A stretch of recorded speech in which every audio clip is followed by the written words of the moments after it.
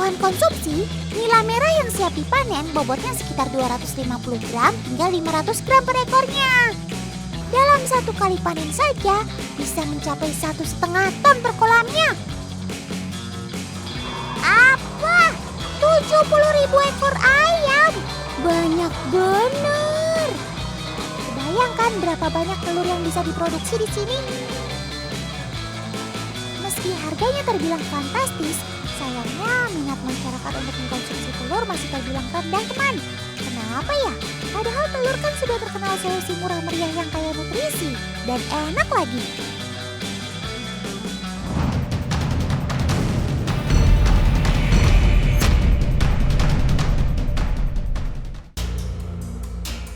Nah kan sob, kalau udah nyangkut begini, nggak ada yang bisa nolong kalian.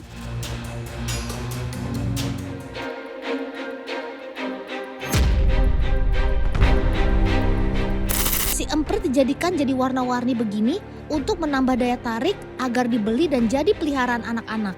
Sabar ya sob.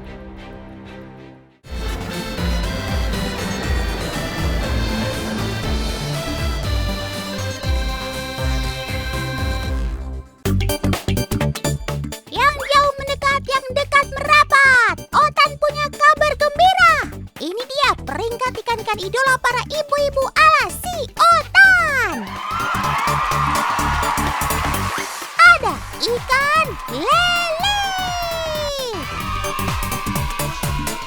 Kemudian ikan mas. Lalu ada ikan gurame, ikan mujair, dan terakhir ikan nila merah.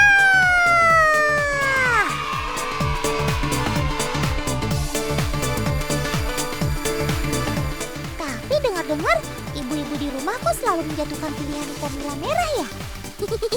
Otan tebak alasannya ya. Pertama, karena dagingnya jelas gurih, tebal, dan gak banyak durinya.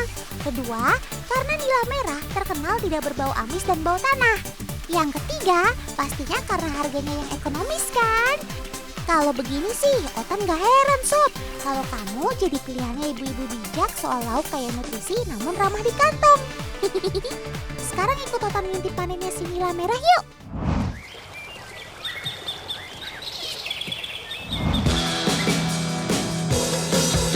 Ikan air tawar ini umum dibudidayakan karena resiko kematiannya yang rendah dan rasanya yang enak.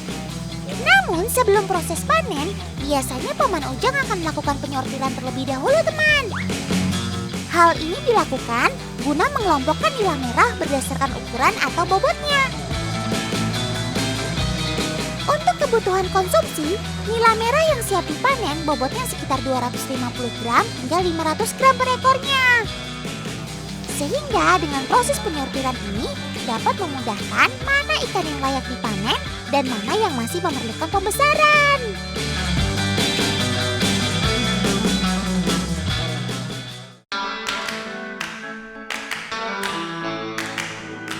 Setelah airnya disurutkan, kelihatan kan begitu banyaknya nila merah dalam satu kolam ini. Teman di rumah bisa hitung ada berapa ekor? Yang pasti ribuan ekor ya teman. Yaps, makanya nggak heran. Dalam satu kali panen saja bisa mencapai 1,5 ton per kolamnya. Saat proses packing, pastikan bobot ikan dan air perbandingannya 1:3 ya teman. Hal ini bertujuan agar ikan mendapatkan oksigen yang cukup, sehingga tetap dapat bertahan saat pengiriman ke tempat tujuan hingga 8 jam lamanya.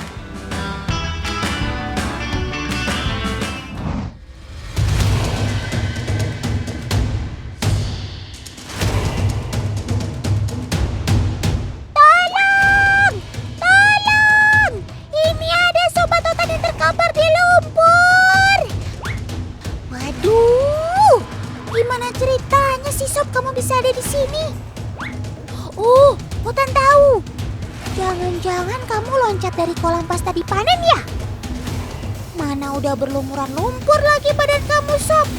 Bertahan ya, Sob. Otan cari pertolongan dulu. Akhirnya ada bala bantuan dan kamu bisa kembali ke habitatmu, Sob.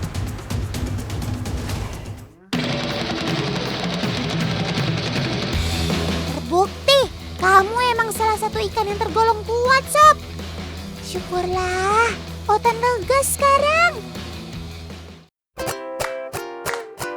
Oh ya, Otan mau kasih info juga nih soal keunggulan si nila merah dibanding dengan nila hitam.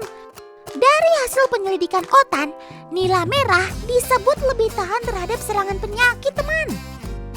Selain itu, nila merah dinilai memiliki rasa yang lebih gurih dan enak dibanding nila hitam. Kemudian dari sisi ekonominya, bagi para peternak ikan, harga jual nila merah cenderung stabil dan lebih menguntungkan dibanding nila hitam. Tentu itu semua tidak terlepas dari cara budidaya, kualitas air, kualitas pakan, dan juga faktor pendukung lainnya ya. Seperti yang Paman Ujang lakukan ini, teman.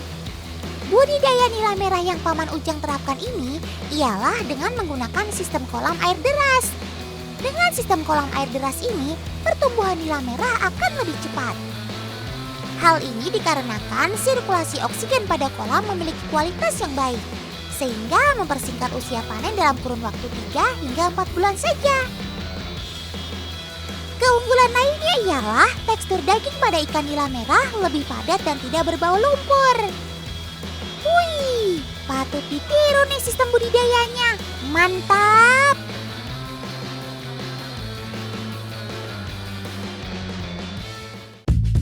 Ngomong-ngomong soal ikan, ternyata ada mitos yang santer beredar nih, teman. Konon, ibu hamil tidak diperbolehkan untuk menyisik ikan. Mitos ini sudah ada sejak lama sekali dan diceritakan secara turun-temurun. Dipercaya, bayi yang dikandungnya nanti akan cacat kulitnya seperti sisik ikan. Namun hingga saat ini, belum ada dasar ilmiah yang bisa membenarkan mitos ini, teman. Terkadang suatu mitos diceritakan dengan maksud lain. Larangan ini lebih kepada agar ibu hamil selalu bersih sehingga tidak terpapar kuman.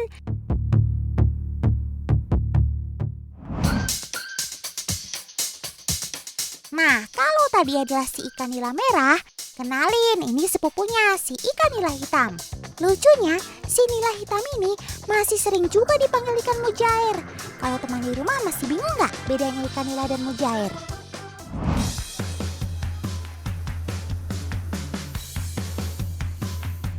Gimana nggak ketuker antara ikan nila dan mujair?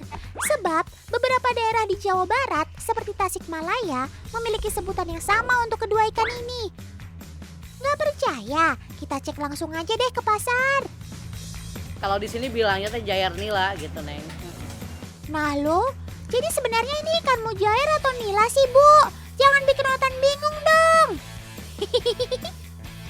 Wah, Otan jadi curiga nih.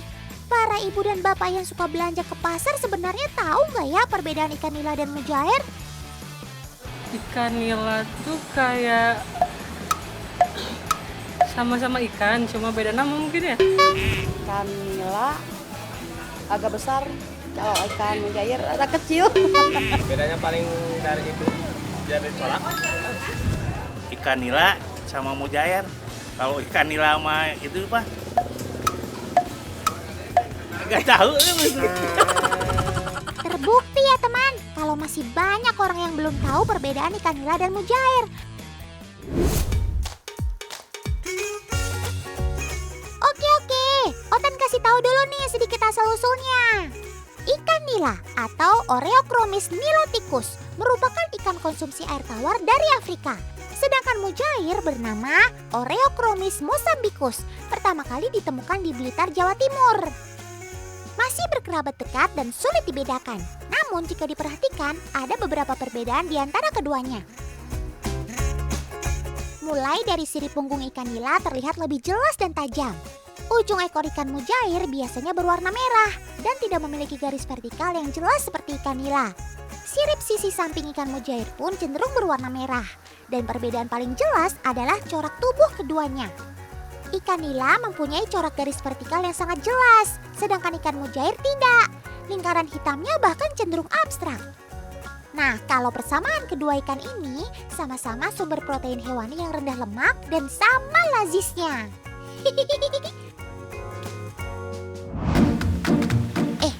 Tapi kalau ngomongin bau lumpur pada ikan nila, teman di rumah ada yang tahu nggak cara menghilangkan pakai apa? Ayo, pada penasaran kan?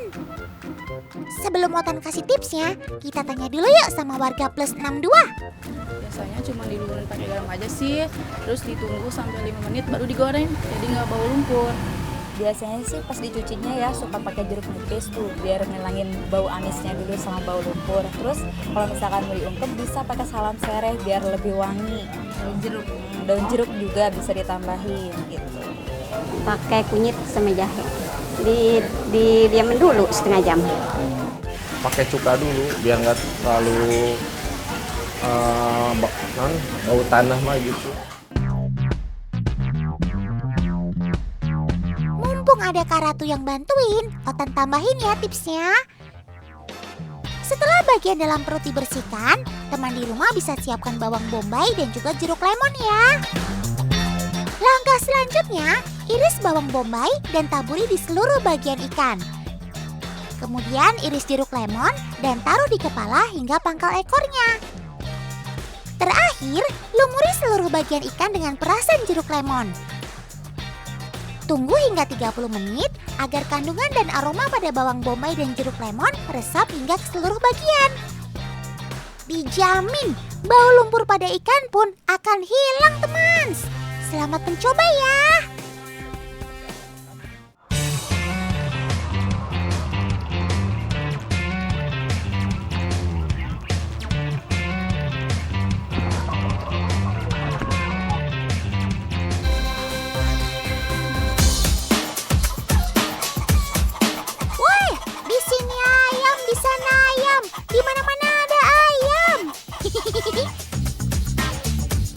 Bu-ibu di rumah, udah mau bulan puasa nih. Udah pada nyetok telur ayam belum? Tenang, gak usah takut kehabisan telur. Tuh ada Kalintang yang lagi bantu panen. Tan, kali ini kita mau panen telur dari 70.000 ekor ayam. Apa? 70.000 ekor ayam? Banyak bener. Kebayangkan berapa banyak telur yang bisa diproduksi di sini? Puluhan ribu ayam petelur ini ada di Dusun Sadeng, Blitar, Jawa Timur. Kota Blitar memang sudah terkenal, teman, sebagai sentra penghasil ayam telur terbesar di Jawa Timur. Ngomong-ngomong soal banyak, ada yang bisa nebak nggak berapa banyak jumlah ayam petelur di Indonesia? A. 1 juta ekor. B. 10 juta ekor. C. Lebih dari 20 juta ekor. Jawabannya adalah iya, C. Karena menurut data dari pemerintah, terdapat lebih dari 378 juta ekor ayam petelur di seluruh Indonesia. WOW banget kan jumlahnya? Meski harganya terbilang fantastis, sayangnya minat masyarakat untuk mengkonsumsi telur masih terbilang rendah, teman. Kenapa ya? Padahal telur kan sudah terkenal solusi murah meriah yang kaya nutrisi dan enak lagi. Loh. Kalintang ngapain bawa gerobak? Telurnya mau dibawa kemana, Kak? Walah, ternyata ini tempat penyimpanan telur toh. Jadi setelah telur dipanen pada jam 9 pagi, telur akan disimpan sebelum dikirim ke pemesan. Wah, lihat! Sebanyak itu telurnya. Otan salut deh. Sekali panen, total telur yang didapat bisa mencapai hingga 50.000 butir telur loh. Kermaks kalian sob, bikin anak bangsa jadi cerdas.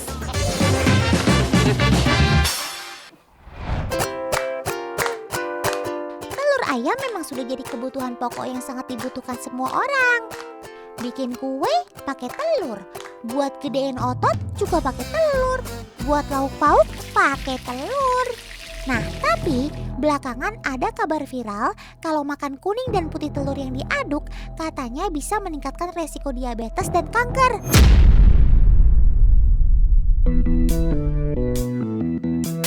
Masa iya makan telur nggak boleh dikocok atau dicampur putih dan kuningnya?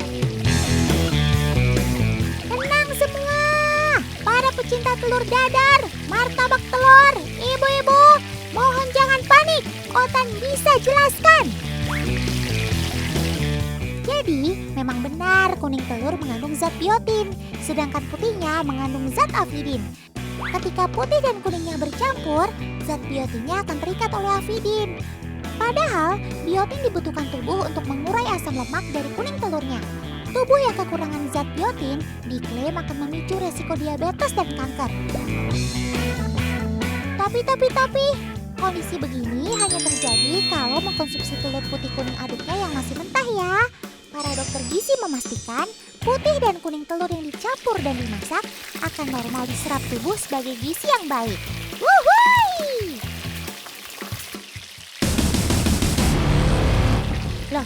Loh, bubuk apa itu? Hentikan, Kak! Jangan kotori pakan Sobat Otan dengan bubuk nggak jelas, Kak! Ayo ngaku, itu bubuk apa, Kak Lintang? Nah, ini nih Tan, soda kue. Fungsinya untuk menstabilkan metabolisme tubuh ayam. Ayo Mas, kita tuang. Walah, jadi gitu toh. Betul teman, salah satu kendala besar peternak ayam petelur ya suhu panas. Ketika kepanasan, ayamnya jadi mudah stres dan berakibat jumlah produksi atau kualitas telurnya menurun. Saat udara panas, cairan dalam tubuh ayam akan berkurang. Otomatis metabolismenya pun ikut terganggu. Nah, soda kue ini bisa membantu menstabilkan metabolisme tubuh ayam jadi normal. Stres pada ayam pun akan hilang. Produksi telur juga kembali meningkat. Ayo Kak Lintang dan Mas Erik, tambahkan pakan campurannya.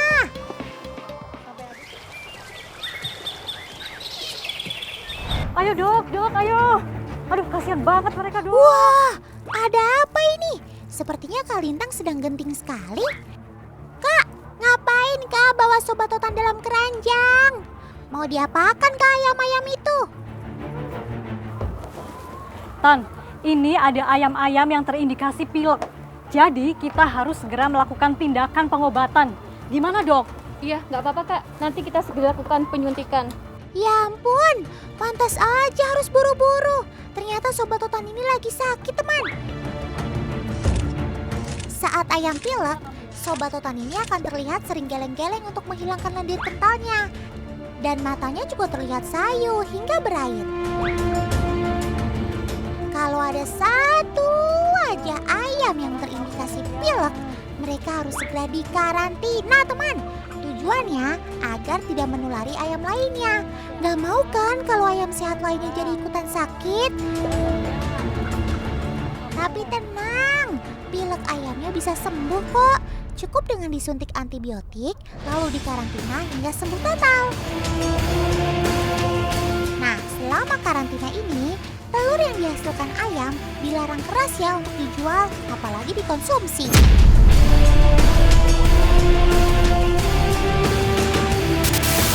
Karena antibiotik tersebut masih bisa berada di daging dan telur ayam.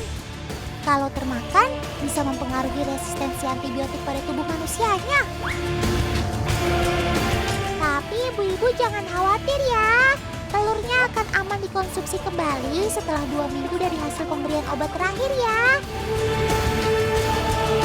Nah, untuk para penjual telur, nggak boleh nakal ya. Siapa di sini yang pernah menyimpan telur lalu berakhir busuk, ngacung? Nah, ayo sini ibu-ibu merapat. Otan punya tips dan triknya nih. Caranya dengan tidak mencuci telur dengan air apalagi sabun ya. Karena bisa membuat lapisan pelindung alami cangkangnya jadi hilang. Akibatnya bakteri atau partikel debu bisa meresap masuk melalui pori-pori yang akhirnya bisa membuat telur terkontaminasi. Nggak mau kan makan telur yang gak bersih? Nah, agar lapisan luar telur aman, basuh cangkang dengan putih telur. Tujuannya agar pori-pori telur semakin terlindungi. Mantul!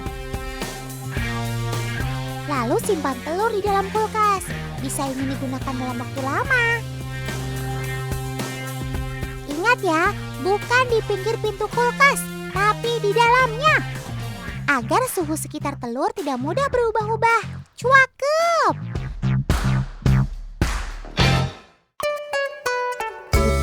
Kalintang, mau ngapain bawa-bawa uang Rp5.000? Mau jajan ya? Mbak, aku mau beli susu 5.000. Tapi kalau dilihat-lihat, kalau susu cuma dapat segitu. Tapi kalau beli telur bisa dapat 3. Tama, ternyata kandungan protein pada 3 butir telur 2 kali lipat lebih besar daripada hampir segelas susu. Wah, ekonomis dan bergizi tinggi ya, Tan? Walah, ternyata Kalintang lagi mau membuktikan teman. Kalau mau sehat murah meriah bergizi, ada solusinya tuh. Ya, si telur ayam ini. Dilansir dari Nutritionix bahwa kandungan 1 cup susu memiliki kandungan protein sebanyak 8,1 gram. Sedangkan telur dengan berat yang relatif sama bisa memiliki kandungan protein hingga 25 gram. Wah, luar biasa banget kan? Gak hanya itu, mengonsumsi telur juga bisa meningkatkan kolesterol baik dalam tubuh. Cukup makan 2 butir telur rebus sehari selama 6 minggu. Kadar kolesterol baik kamu bisa meningkat hingga 10%. Germaks!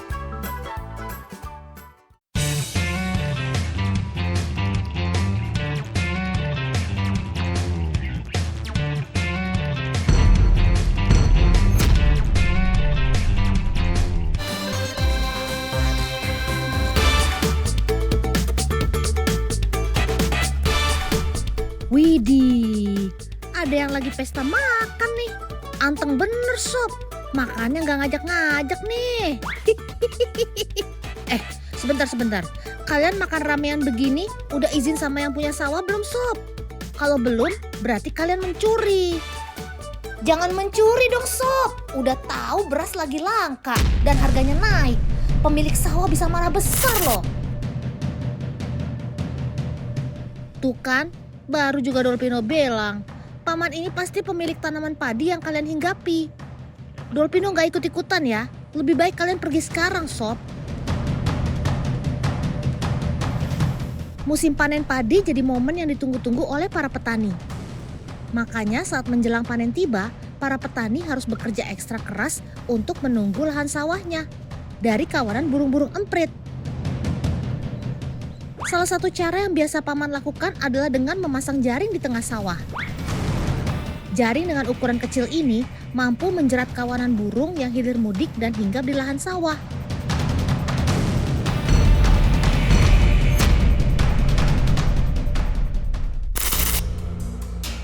Nah kan sob, kalau udah nyangkut begini, gak ada yang bisa nolong kalian. Tidak bisa dipungkiri, kalau keberadaan burung emprit atau burung pipit dianggap sebagai hama, khususnya oleh para petani padi. Mereka dijadikan musuh bersama karena mereka bisa menghabiskan padi yang petani tanam dan rawat. Seekor burung emprit mampu memakan biji-bijian 2-3 gram per hari. Wih, gimana kalau burungnya datang ribuan apalagi jutaan kan? Pantes saja paman marah banget sob.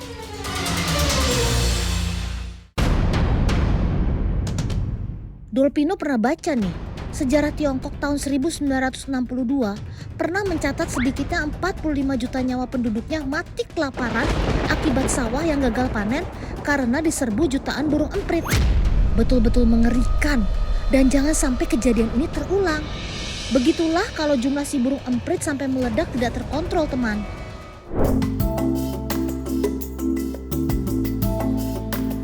Dalam rantai makanan, dia adalah mangsa bagi burung predator ataupun reptil seperti ular. Kalau jumlahnya membludak begini, itu artinya predator alaminya seperti burung hantu dan elang juga semakin sedikit teman. Makanya, jangan membunuh atau menangkap sembarangan para hewan pemangsa itu ya.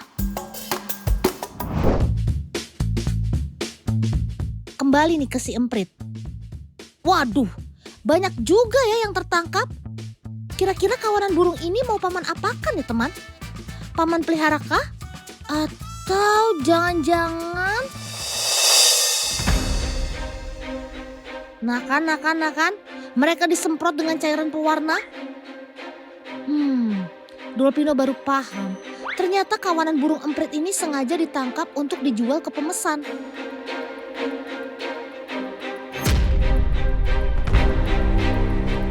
Si emprit dijadikan jadi warna-warni begini untuk menambah daya tarik agar dibeli dan jadi peliharaan anak-anak. Sabar ya sob, setidaknya kalian masih bisa bernafas lega dan menghirup udara segar. Walaupun pergerakan kalian sangat terbatas. Burung emprit yang tidak beruntung ini biasanya mudah ditemukan di pasar-pasar hewan. Tidak jarang, banyak yang mati stres karena terlalu penuh berhimpitan di kandang. Mereka tidak hanya dijual untuk jadi mainan peliharaan anak-anak teman. Kebanyakan burung emprit sengaja dicari untuk kebutuhan pakan reptil, salah satunya ular peliharaan. Duh, Dolpino prihatin dengan nasib kalian sob. Di saat yang lain bisa terbang bebas ke sana kemari, tidak untuk kalian.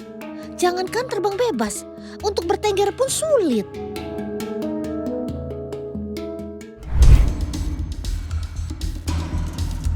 Sepertinya Dolpino mencium gelagat mencurigakan nih.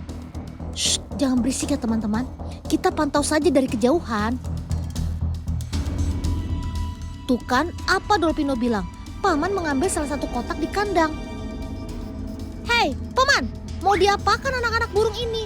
Lepaskan, mereka kan tidak bersalah.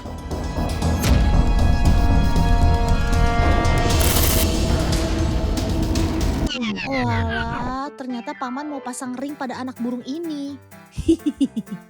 Jarang-jarang loh Dolpino salah duga. Ring ini dipasang untuk memberikan identitas kepada burung maupun identitas peternak yang melahirkan mereka. Bukan tanpa alasan, ring dipasang saat mereka masih baby seperti ini. Selain mempermudah proses pemasangan, juga lebih aman untuk burung.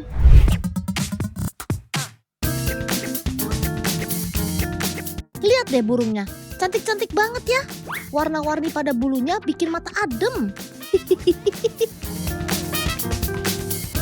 Sebentar, kalau diperhatikan dari ukuran, bentuk tubuh dan paruhnya, sepertinya kalian masih jenis burung emprit deh. Iya kan? Walah, beda rupa, beda nasib teman. Meski sama-sama emprit, nasib mereka jauh lebih beruntung. Kawanan sobat Dolpino yang cantik ini adalah burung emprit impor atau biasa disebut burung finch. Mereka bukan asli dari Indonesia, kebanyakan dari negara Australia. Wih, keren.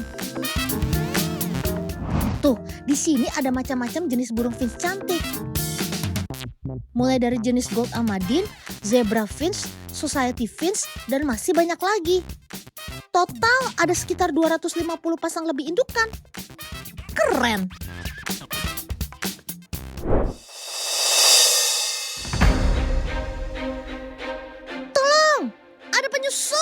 Ada burung hantu masuk ke dalam kandang burung finch.